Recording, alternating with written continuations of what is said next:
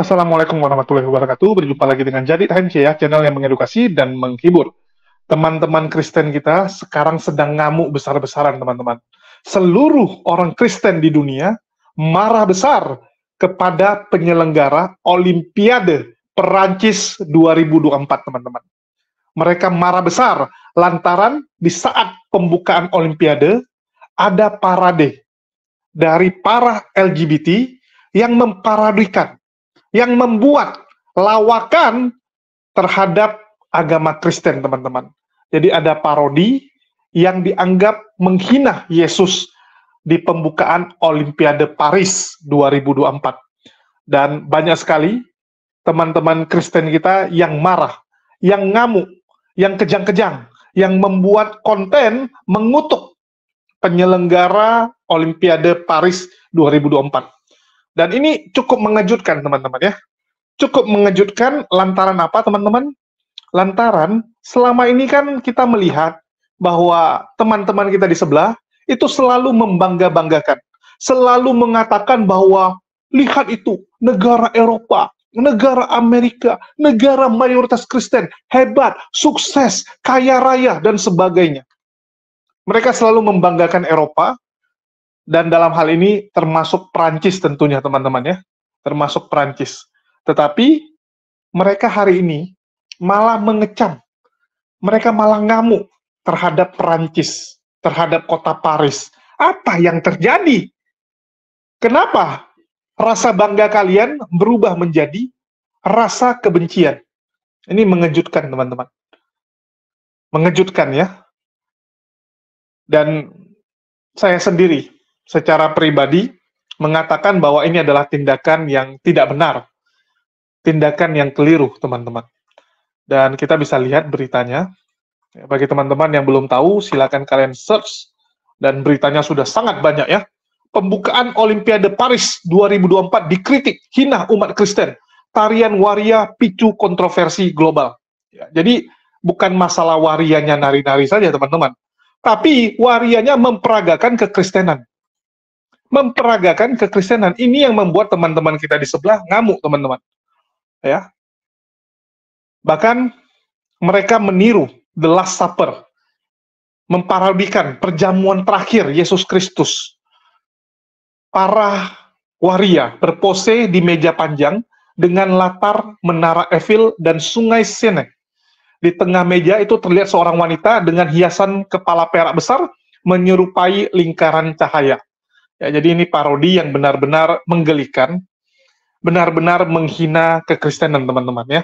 Dan saya rasa nggak perlu saya tampilkan, karena nanti teman-teman kita ngamuk.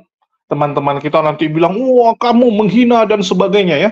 Kalian tinggal search sendiri di internet dan sudah sangat banyak.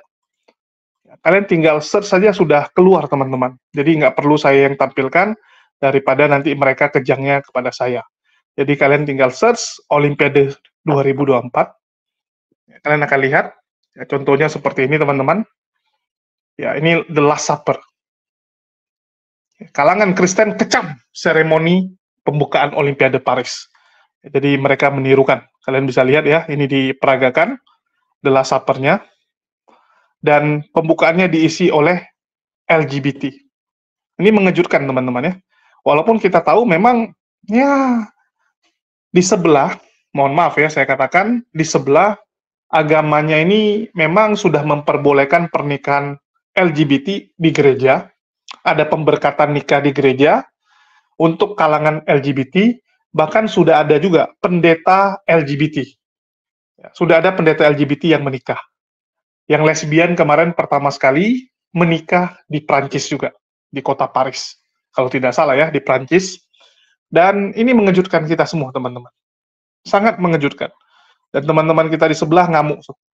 Semua ngamuk, teman-teman. Dan salah satu yang ngamuk ya tentu saja tanpa ragi, yang selama ini bisanya menghujat agama Islam, tetapi begitu agamanya kena, dia kejang-kejang. Dia marah. Padahal, kalau kita lihat, teman-teman, ya mohon maaf saya katakan, selama ini kan teman-teman kita di sebelah selalu bilang gini, yang namanya agama, itu ngapain dibela? Tuhan nggak perlu dibela, teman-teman. Ya, Itu Islam malu-maluin. Masa agama perlu dibela? Masa dikit-dikit teriak penistaan agama? Agamamu itu kok lemah sekali, agamamu itu kok ternista sekali, harus sampai dibela-bela. Kan begini, ya, begini nih omongan-omongan dari Polycarpus. Begitu agamanya kena, ngamuk teman-teman. Cuman, alhamdulillahnya, yang memperagakan itu bukan dari Islam. Coba kalian bayangkan, kalau hal ini dilakukan oleh orang-orang yang KTP-nya Islam. Itu udah ngamuk nggak karuan itu teman-teman. Langsung dicap teroris tuh. Kalau ada Islam yang melakukan itu langsung dicap, stempel di kepala kau, teroris itu kau. Tetapi yang memperagakannya ini dari orang-orang Prancis sendiri, bule-bule Prancis, ya, yang kita juga nggak tahu lah sebenarnya agamanya apa, tapi besar kemungkinan dari Kristen sendiri, dari internal Kristen sendiri. Nah, inilah saya bilang efek dari kalau Tuhan itu bisa digambarkan. Tuhan itu bisa diolok-olok. Tuhan itu diserupakan dengan manusia. Nah, inilah efek dari hal-hal seperti itu. Inilah kebebasan yang tanpa batas dan tanpa aturan. Kita bisa lihat, manusia makin hari makin liar. Karena apa? Karena dia tidak menggunakan aturan dari Tuhan lagi. Dia tidak mau patuh kepada aturan Tuhan. Kita bisa lihat sekarang. Atas nama kebebasan, LGBT marak di mana-mana. Atas nama kebebasan, mereka hidupnya suka-suka. Kumpul kebo, ya, bahkan kita lihat di berita-berita ada yang sampai party ya, seks party. Rame-rame melakukan hubungan seksual. Itu udah kayak binatang, teman-teman. Di agama itu tidak diperbolehkan. Tapi kita lihat. Itulah kenapa pendeta Mel Atok itu berkali-kali ngomong. Pendeta-pendeta jujur di luar sana, dengan terangan-terangan, mengatakan apa? Mereka bersyukur masih ada yang namanya agama Islam. Mereka tidak bisa membayangkan apa jadinya dunia ini seandainya tidak ada Islam. Salah-salah ya, mungkin kita sudah kayak Sodom and Gomora. Dunia loh, bukan kelas kota lagi tuh. Udah kelas satu dunia, mungkin jadi seperti Sodom dan Gomora. Kalau seandainya tidak ada yang namanya Islam. Pendeta Stephen Tong mengatakan,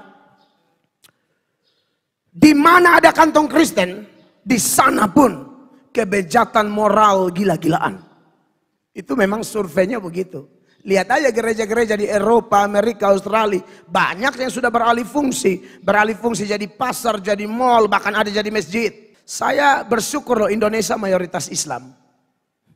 Saya tidak bisa bayangkan kalau Indonesia juga mayoritas Kristen. Ya, dipenuhi oleh pendeta-pendeta liberal. Maka saya yakin mereka akan melegalkan juga seperti beberapa pendeta atau gereja di Australia, Amerika, Eropa yang sudah melakukan pemberkatan sejenis dengan alasan HAM dan lain sebagainya. Mereka tidak pernah memikirkan Alkitab. Mereka hanya pikir HAM. Mereka pikir hak asasi manusia bisa menggeser hak Allah.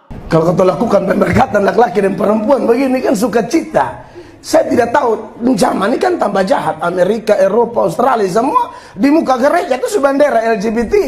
Indonesia ini mungkin karena kita ketimuran, norma-norma masih kuat. Dan mungkin juga ada kawan-kawan kita agama lain yang juga anti dengan LGBT. Kalau harap Kristen saya susah.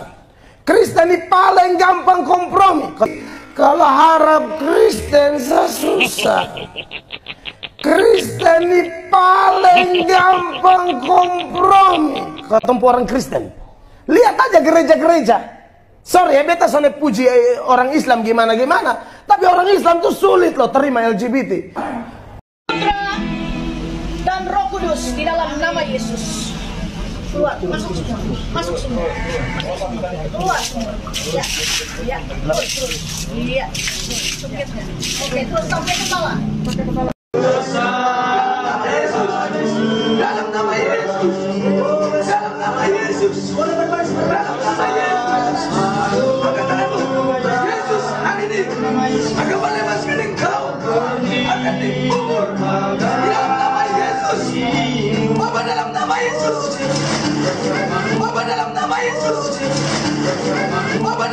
Yesus. Dalam nama Yesus. Amin. Bapa di dalam nama Yesus. Dalam nama Roh Kudus. Masukkan dia. Lepas dia. Dalam nama Yesus. Oh, masukkan segalanya. Dibuat dalam nama Yesus. Dalam nama Yesus. Dalam nama Yesus. Dalam nama Yesus. Dalam nama Yesus. Selamanya dilepaskan, dihancurkan dalam nama Yesus. Dalam nama Roh Kudus, lepas. Yesus, Yesus, dalam nama Yesus, dalam nama Yesus, dalam nama Yesus, dalam nama Yesus, Yesus, dalam nama Yesus, amin. Lepas, lepas, lepas, lepas, lepas, lepas, lepas, lepas dari sikap ikatan dalam nama Yesus. Bapa, lagi terbuka kasih dia. Bapa bagi dia, kau yang memberkati dia, kau yang melepaskan dia dari segala ikatan untuk orang keluar dalam nama Yesus, dalam nama Yesus. Lepas dalam nama Yesus. Roh Kudus, dalam nama Yesus.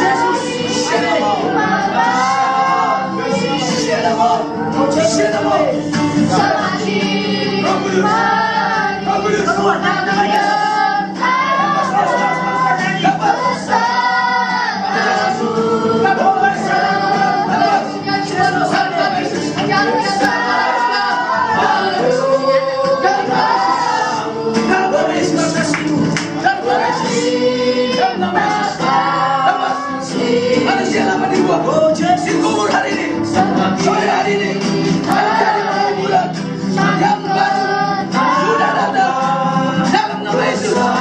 Yang baru dalam nama Yesus. Oh, selalu bebas.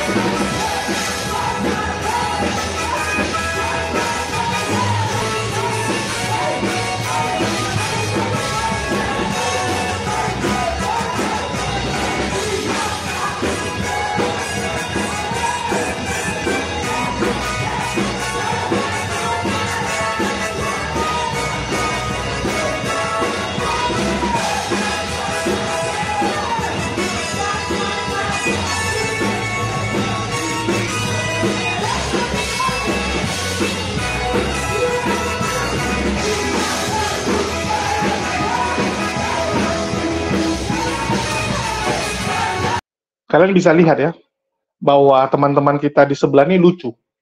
Bukankah ini kebebasan yang kalian inginkan? Bukankah ini bentuk kebebasan yang sangat kalian impikan ada di Indonesia? Kebebasan untuk berpendapat, tidak ada pasal penistaan agama. Betul tidak? Kalian bisa bayangkan kalau seandainya Indonesia tidak ada pasal penistaan agama. Besok akan ada parodi-parodi seperti ini. Orang akan bebas ya, membuat parade-parade, mengejek-ngejek, mengolok-ngolok agama seperti itu. Tetapi bersyukurlah Indonesia masih mayoritas Muslim. Itu yang pertama harus kalian syukuri. Terbukti sejak Indonesia berdiri, Islam sebagai agama mayoritas berhasil merangkul agama-agama minoritas untuk hidup berdampingan dalam damai. Itulah kenapa Indonesia terkenal akan ramah tamahnya. Indonesia masuk sebagai negara yang sangat demokrasi. Dan kita bisa lihat, kalau di negara luar, teman-teman, ya mohon maaf, bagaimana nasib umat muslim? Bagaimana nasib minoritas? Tertindas, terzolimi, teman-teman. Jadi bagi teman-teman Kristen yang di luar sana, yang masih tertipu dengan berita-berita hoaks yang dibuat oleh Polycarpus, kalian ceklah berita sebenarnya. Saya lihat beberapa komentar bilang, gereja dipersulit sebagainya gitu kan. Umat Kristen susah beribadah. Kalian harus cek dulu kebenarannya. Faktanya, rasio gereja Protestan itu terbesar di Indonesia. 270 jemaat, satu gereja. Islam 750 sampai 800 orang, satu masjid. Katolik 400-an, satu gereja. Kalian tuh yang paling besar Protestan. Tapi yang jadi problem, setiap denom pingin punya gereja sendiri. Di kampung sini, sudah ada 5 gereja. Ada 2 gereja mau buka lagi. Kenapa dia mau buka? Karena dia pingin mencuri domba-domba yang sudah ada. Orientasinya membuka, nanti domba tinggal dicari dari sekeliling. Baik itu dari gereja lain, maupun dari agama lain. Masalah jemaat nanti. Ini berbeda dengan semangat pendirian rumah ibadah di Indonesia. Seharusnya rumah ibadah mengikuti jemaat. Ada jemaat dulu, baru buka rumah ibadah. Tapi kalau yang Protestan, mohon maaf. Kebanyakan kita lihat pingin buka gereja dulu, jemaat nanti. Nah, ini kan kacau. Inilah yang membuat kondisinya jadi seperti ini, terus di-framing bahwa umat muslim melarang. Nah, ini kan jahat sekali. Ini nggak benar. Itulah saya bermohon nih. Saya mohon nih buat teman-teman Kristen buka mata, cek kebenaran. Jangan kalian dengar Polycarpus yang kerjanya menista, kerjanya menghujat, kerjanya mengadu domba bangsa Indonesia. Jangan kalian lihat channel Polycarpus. Marilah bijak, marilah pintar. Ya. Dan kita kembali kepada parade yang terjadi di Paris ini, teman-teman. Ya, bahwa ini sebenarnya bukan hal baru. Bukan hal baru lagi. Kenapa saya bilang gitu? Karena memang inilah efek dari agama yang kebablasan. Islam itu mengutuk keras tindakan penghujatan penistaan kepada agama seperti ini. Nggak boleh. Itulah kenapa Nabi. Itu gambarnya nggak boleh ada. Apalagi Allah. Ya nggak boleh. Kenapa? Karena nanti akan dihina. Nanti akan dijadikan lucu-lucuan. Dan ini bukan barang baru bagi kekristenan sebenarnya. Saya juga bingung, kenapa baru sekarang ribut? Kalian kalau lihat di TikTok, teman-teman, atau di YouTube lah kalian buka, kalian search saja, Funny Yesus. Jadi Yesus itu dari dulu selalu dijadikan lucu-lucuan. Dijadikan prank, dijadikan bahan olok-olokan. Kalau Aki Basin bilang ya, itu Yesus TikTok. Nah, jadi Yesus TikTok itu. Yesusnya dijadikan lucu-lucuan, dijadikan prank, ya, dijadikan lawakan. Nanti Yesusnya ada yang main skateboard, terbalik, ya, ada yang joget-joget, ada Yesusnya ngerusuh dan sebagainya. Lihat nih, ya. Banyak sekali Yesus-Yesus yang dijadikan lucu-lucuan, teman-teman. Kenapa ini bisa terjadi? Ya, ini lantaran karena kalian menggambarkan Tuhan kalian. Kalian menyepelekan Tuhan kalian. Kalian tidak membuat Tuhan sebagai sosok yang sakral. Nggak ada lagi sakralnya gitu. Boleh diolok-olok. Boleh dijadikan mainan. Kan begitu. Jadi kalau dibilang, wah ini menyakiti umat Kristen, bagaimana dengan prank dan lucu-lucuan selama ini? Bukankah itu juga menyakitkan? Coba saya tanya, ini gara-gara waria yang perankan kalian marah? Karena waria yang perankan sebagai sosok Yesus dan juga para rasul, kalian marah. Tapi selama ini sudah banyak itu terjadi, kalian saja yang nggak tahu. Nah, itulah saya bilang ini efek agama kebablasan. Kalau kalian mengacu kepada ajaran kalian yang selama ini kalian gembar-gemborkan, kasih, ya udah kasihilah para waria tersebut. Mereka pingin mempertunjukkan dirinya, mereka ingin ambil bagian dari Olimpiade, sehingga mereka ikut dalam parade itu. Kan begitu? Karena besar kasih mereka kepada kalian. Karena LGBT itu nggak masuk dalam cabang Olimpiade, teman-teman. Setahu saya Olimpiade kategorinya sampai sekarang masih pria dan wanita, kan gitu kan? Sepak bola wanita, sepak bola pria, basket wanita, basket pria. Nggak pernah ada basket waria, ya.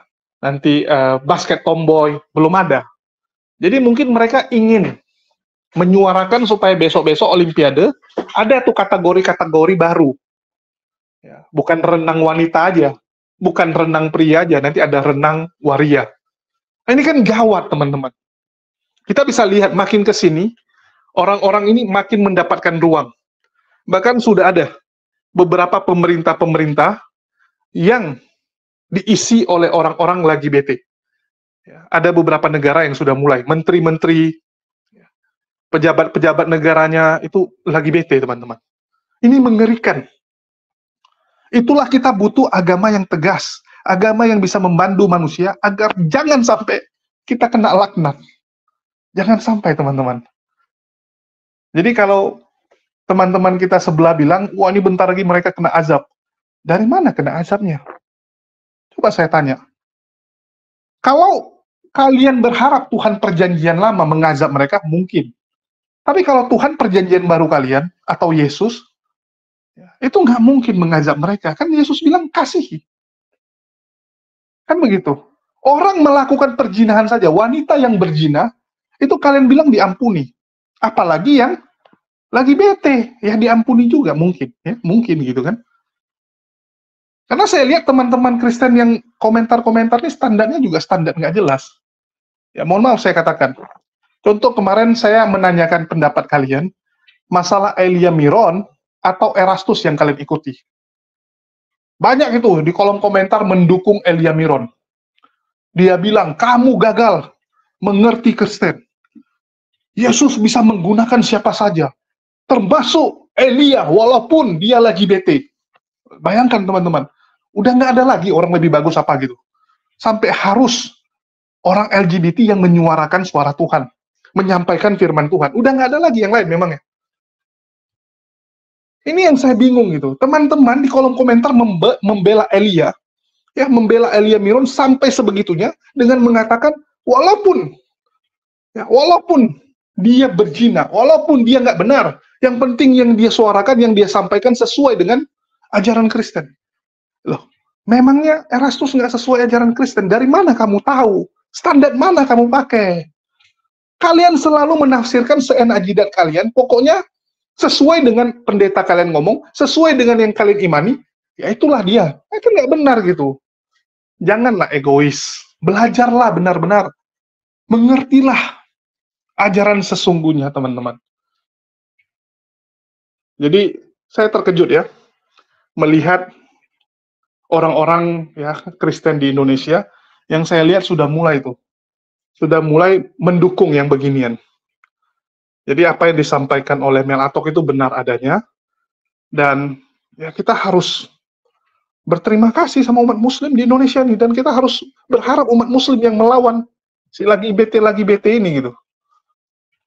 Terus nanti yang di bawah, Polikarpus pasti komentar gini, loh memangnya nggak ada LGBT yang Muslim?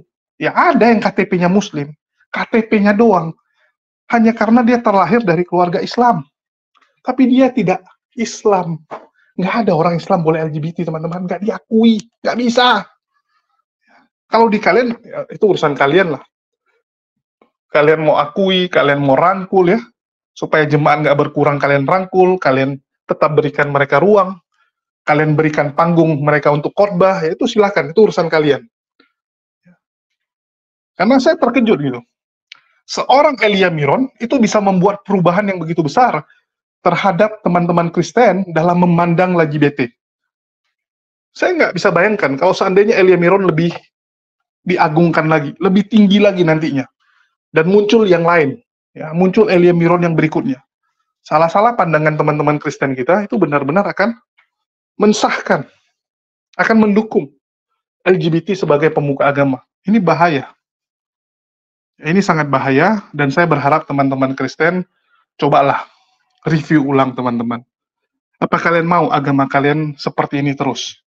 Hentikanlah, ya. Stoplah menggambarkan Tuhan. Oke lah, kalian menganggap bahwa Yesus Tuhan kalian. Tapi kan wajahnya nggak seperti itu, teman-teman. Nggak seperti yang selama ini digambarkan, gitu. Dia memang pernah hidup. Oke, kalian bilang Tuhan kami pernah hidup. Itu bukti bahwa Tuhan hidup, ada di dunia, dan sebagainya. Tapi mukanya nggak gitu juga kali. Nggak gitu juga, Tuhannya juga tersinggung nantinya. Ini muka siapa yang kalian pakai gitu? Kalian bisa bayangkan gini. Ini misalnya contoh nih. Misalnya kalian nih, misalnya kita sebut juga dengan nama Tommy. Ya, si Tommy mukanya seperti ini, peta. Tiba-tiba muka Tommy digambarkan jadi bule lah, jadi orang Afrika lah, orang mana gitu. Tommy-nya tersinggung nggak? Tersinggung kan? Loh, ini muka siapa yang dipajang gitu? Ini bukan saya gitu. Dapat poinnya kan? Begitu juga dengan Yesus. Kalian udah mukanya salah, namanya juga salah. Ini lebih kacau lagi. Yesus itu ternyata baru digunakan oleh teman-teman Kristen itu setelah ada Islam. Setelah ada Islam, zaman dulu nggak iso. Murid-murid Yesus kenalnya iso. Siapa itu Yesus? Ini namanya kalian ubah, mukanya kalian ubah, entah siapa yang kalian maksud ini. Gimana nggak ngamuk? Putra Maryam yang asli. Jadi saya merasa bahwa ya benar juga ini. Sebagai bentuk kekecewaan dari Nabi Isa alaihissalam, putra Maria ini, maka waktu dia bertemu dengan kalian di hari penghakiman nanti, ya dia akan ngusir kalian. Enyah kalian, saya nggak kenal kalian. Kalian sok-sok bawa-bawa nama saya, muka salah, nama pun salah, semua salah, ya, status pun salah. Ini apa-apaan ini kalian? Jadi wajar. Saya juga ya, kalau ada yang misalnya muji, ya, Julius misalnya gitu kan, nama saya diubah misalnya. Atau nggak jadi James, nama saya jadi James gitu. Nggak nyambung. Mukanya juga muka orang lain. Tiba-tiba dia sok kenal, itu kan yang pemilik channel HMC, ya. Oh, itu yang pemilik channel HMC, namanya James. Nama James, mukanya seperti ini. Ketemu saya usir. Saya nggak akan kenal nama mereka. Kampret kalian gitu kan. Ini siapa yang kalian maksud? Saya nggak akan terima. Ya sama dengan yang dilakukan oleh Nabi Isa alaihissalam nanti. Siapa yang kalian panggil? Ya, siapa yang kalian panggil? Jadi sekali lagi, stoplah. Ya, stoplah istilahnya membuat gambar-gambaran dari Nabi Isa alaihissalam. Berhentilah. Terlepas selama ini kalian sudah punya gambaran wajahnya seperti itu. Berhentilah. Bahkan kita lihat ya, murtadin-murtadin yang selama ini koar-koar, bertemu. Saya ketemu dengan Yesus. Begitu disuruh gambar, nggak bisa gambar, coy. Saya baru tahu ya, ada orang pernah bertemu dengan sosok seseorang, tapi nggak bisa menggambarkan. Bahkan ditanya mukanya, peta atau bulat pun nggak bisa. Rambutnya warna apa pun nggak bisa. Kan ngawur. Ngawur, teman-teman.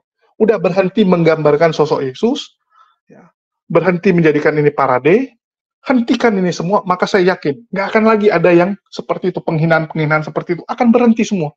Berikan hukuman tegas bagi orang yang masih mempermainkan agama dengan menjadikan Tuhan sebagai lelucon. Harus ada ketegasan, teman-teman. Dan dari dulu saya selalu menggambarkan ya, memang ada perbedaan cara pandang. Orang Kristen menganggap bahwa Islam ini agama yang penuh dengan aturan, nggak enak. Semua ada aturan, dari lahir diatur sampai meninggal diatur. Makan diatur, ya, nikah diatur, semua diatur. Ribet dibilang. Tapi itulah yang membuat kita itu jadi manusia seutuhnya. Karena kalau nggak ada aturan, teman-teman, liar. Brutal manusia ini. Kita lihat, TK, SD, SMP, itu gurunya, kalau yang tegas ada aturan, belajar, kerjain PR, itu muridnya jadi lebih baik atau enggak? Atau yang lebih bagus yang gurunya, udah terserah kalian belajar sendiri gitu ya. Saya ingat dulu sekolah saya waktu SD, ya sekolah negeri, itu gurunya sering nggak masuk, ada acara, ada pesta, kita disuruh belajar suka-suka gitu. Begitu saya ke Medan, ketinggalan jadinya gitu. Saya nggak bisa ngikuti awal-awal, terpaksa ambil les, baru bisa ngikuti pelajaran yang ada di kota Medan. Nah, seperti itu teman-teman, bahaya kalau dikasih kebebasan. Dulu kami main bola aja kerjanya, mana ada belajarnya gitu. Gitu juga manusia, kalau nggak ada aturan dari Tuhan yang jelas, manusia ini akan liar, akan seperti setan. Kumpul kebo, ya, pesta seks, bayangkan gitu kan. Nanti 3 cewek, 10 cowok, atau kebalikannya gitu. 2 cowok, 10 cewek, wah sembarangan, pesta sana-sini, wah gila teman-teman. Terjadilah, lagi bete juga gitu kan. Colok sana, colok sini, aduh, matilah kita. Itulah teman-teman, tolong pertimbangkan lagi. Ya. Pertimbangkanlah baik-baik, menurut kalian, Tuhan itu akan membiarkan kita sembarangan, atau memberikan kita aturan. Karena kalau kalian lihat di perjanjian lama, Tuhannya memberikan banyak sekali aturan kepada umat manusia. Kan begitu. Coba lihat perjanjian lama. Itu Tuhannya kasih aturan semua loh. Apa mungkin tiba-tiba Tuhannya menyesal, terus bilang udah bebas aja lah kalian, suka-suka kalian gitu. Nggak mungkin teman-teman. Nggak mungkin. Artinya ada something wrong. Ya. Ada yang salah ini. Sekali lagi, kembalilah. Ya, kembalilah teman-teman Kalau kalian mau ikut Yesus, ikutlah Yesus yang benar. Apa yang Yesus sampaikan, ikuti. Jangan sampai liar seperti orang-orang yang memperadekan ya, the Last Supper dengan cara yang tidak benar ini. Oke, mungkin itu aja yang bisa saya sampaikan untuk berita kali ini ya. Sekali lagi, semua tergantung kalian, pertimbangkan, pikirkan baik-baik ya. Dan bagi teman-teman, saya juga ingin menyampaikan satu hal ya. Tolong jangan di-stop dulu, ini sangat penting dan harus kalian dengar ya. Jadi, sebentar lagi kita akan merayakan 17 Agustus 2024. Dan saya merasa bahwa kalau HUT kemerdekaan cuma kita isi dengan sekedar saja, sangat sia-sia. Jadi, saya punya rencana, ya insya Allah akan kita laksanakan, di mana kita akan merayakan ya, HUT Republik Indonesia ke-79 tahun ini dengan cara yang berbeda, di mana saya dan tim itu akan mendatangi sebuah ponpes yang ada di Labuan Bajo. Ya, nama ponpes tersebut adalah Tahfidzul Quran Kolong Langit. Ya, teman-teman bisa lihat. Dan bagi teman-teman yang belum tahu, silakan dicek di kolom komoditas. Ya, jadi di sini saya katakan kita akan membantu ponpes alam Tahfidzul Quran Kolong Langit di Labuan Bajo yang merupakan benteng Islam dalam melawan aksi pemurtatan dan dakwah untuk wilayah NTT. Kita ketahui Islam di NTT hanya 10%. Dan desa tempat ponpes tersebut adalah desa yang mayoritas Muslim. Dan desa tersebut sering menjadi tempat murid-murid dari sekolah tinggi teologi untuk pelayanan. Jadi banyak calon-calon pendeta yang ditaruh di sana untuk misi penginjilan.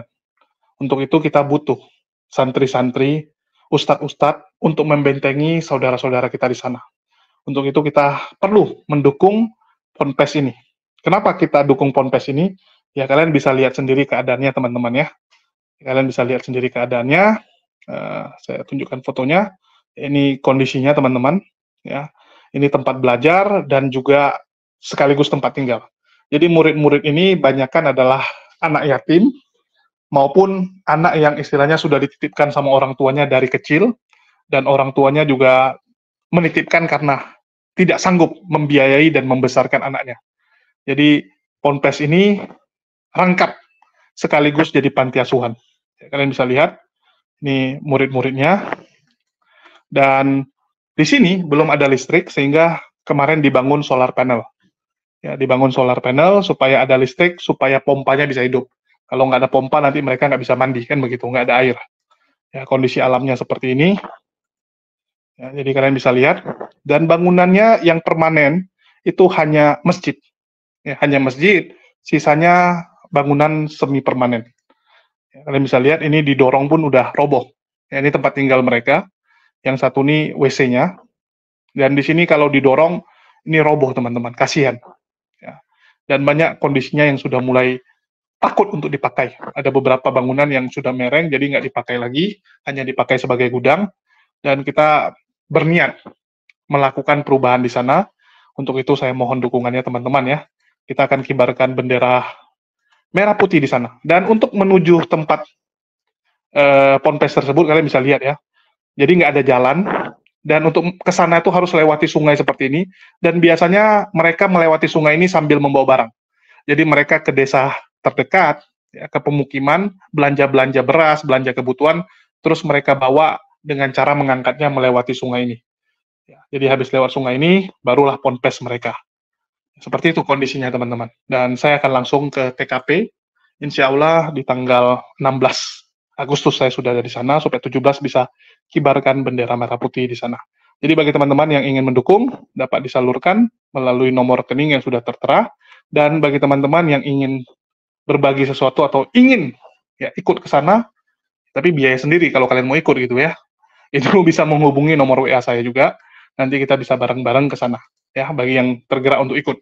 Terus, bagi teman-teman jangan lupa juga didukung satu channel kita yang khusus untuk berita, namanya HMC News, ya kalian bisa ketik HMC News, subscribernya masih sedikit, ya mohon dukungannya dengan cara subscribe, dan aktifkan loncengnya supaya tidak ketinggalan berita-berita terbaru tentunya. Dan kita juga punya satu lagi yang khusus untuk live di TikTok. Namanya Kisah HMC Official, di mana saya mulai live di TikTok setiap jam 8 malam. Jadi Yang mau menonton saya live seperti dulu, silakan ditonton di Kisah HMC Official. Oke, mungkin itu aja yang bisa saya sampaikan. Makasih buat teman-teman semua yang udah mendukung channel ini. Makasih buat semuanya. Di akhir kata saya ucapkan, wassalamualaikum warahmatullahi wabarakatuh. Sampai jumpa di lain kesempatan.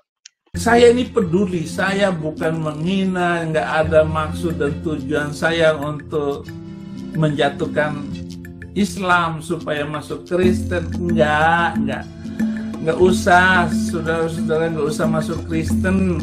Di Kristen aja banyak penipu, di Kristen saja banyak sekali yang menyakitkan hati saya. Bayangkan alat-alat di gereja saya ini yang baru saya beli, diambil anak rohani saya, si Yopi, Nobin, kerjasama, dibawa ke Yayasan Bethesda katanya. 2 hari diangkut alat-alat itu.